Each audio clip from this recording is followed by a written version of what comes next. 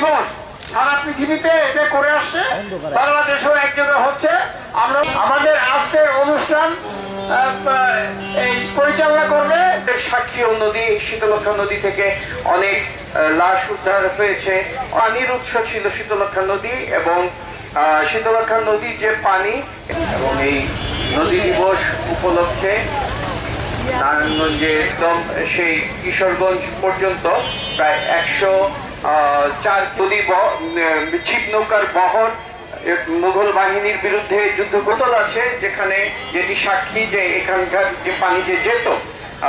এখন যে পানি, এখন বর্ষাকাল বলে কিছুটা ভালো, বর্ষাটা শেষ হয়ে শীতলক্ষা নদী যাতে পূর্ব অবস্থায় ফিরে যায়, যাতে একটি হয় এবং কঠিন যে আবর্জনা সেটা তুলে নেওয়া হয় বিশুদ্ধ। আমরা দেখতে পাচ্ছি যে বর্তমান সরকারের যিনি পরিবেশ উপদেষ্টা, তিনি সব শুদ্ধ করতে, পূর্ব অবস্থায় ফিরিয়ে নিতে এখানে যাতে সেন্ট্রাল ইটিপি প্লান্ট বিশুদ্ধ দূষিত পানিতে বাঁচতে পারে না, ফলে এই মাছই বিলুপ্ত হয়ে গেছে। তো এই বাবুকে, পরিবেশ কর্মী জনাব তারেক বাবু, বিশুদ্ধ করে কুয়াশা আমাদের সাপ্লাই দেয়। এখন এইখানে যত বর্জ্য হবে, তারা বলেছে এই পানিকে যতই আমি দূষণমুক্ত করি তেল যাবে না। বিভিন্ন দাবির পরিপ্রেক্ষিতে কেন্দ্রীয় ইটিপি করা হয়েছে, কিন্তু সেগুলো সে অর্থে কোনো কাজ করে না। আবার এখানে আমাদের অনেক বক্তাই বলেছেন যে আমাদের যে আবাসিক বর্জ্য যেগুলো রয়েছে, সেই আবাসিক বর্জ্যগুলো অপরিশোধিতভাবেই সরাসরি শীতলক্ষায় পড়ছে।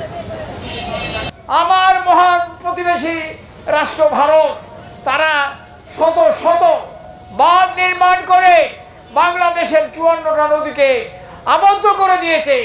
যখন বর্ষাকালে পানি আমাদের নদীগুলি ভরে যায়, তখন তারা কি করে, তাদের যে বাঁধ দিয়ে আটকানো পানিগুলি তারা ছেড়ে দেয়। অর্থাৎ দুই পানি একসাথে হওয়ার সাথে সাথে এই যে ঠেলা, পানির যে ঠেলা, এই বাংলাদেশের মাটির উপর দিয়ে, গ্রামের উপর দিয়ে, জনপদের উপর দিয়ে আপনার প্রবাহিত হয়। ফলে শুধু ফসলাদি বাড়িঘর ধ্বংস হচ্ছে না, জীবজন্তু, গরু বাছুর, যত কৃষিকাজে ব্যবহৃত সব কিছু ধ্বংস হচ্ছে।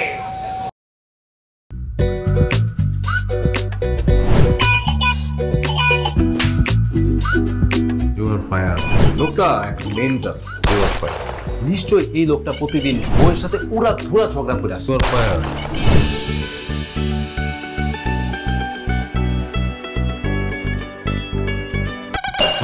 এটা কি? হ্যাঁ, এটা কি পেঁপের জুস নাকি ভাতের মার? করলা জুস আবার কেন? কালকে খেলাম।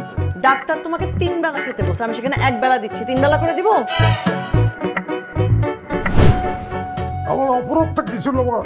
কি অন্যায় করছিলাম আমি? এরকম চিৎকার চেঁচামেচি করলে সোজা দারোয়ানের রুমে পাঠিয়ে দিব।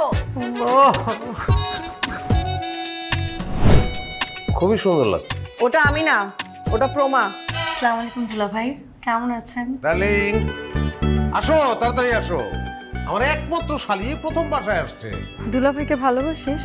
জানি না ভালোবাসে কিনা। মা, থ্যাংক ইউ তোমারে এত সুন্দর, এত ভালো একটা বউ জুটায় দেওয়ার জন্য। তুমি এমন সুন্দর, যে কোনো ছেলে তোমাকে একবার দেখলেই প্রেমে পড়ে যাবে।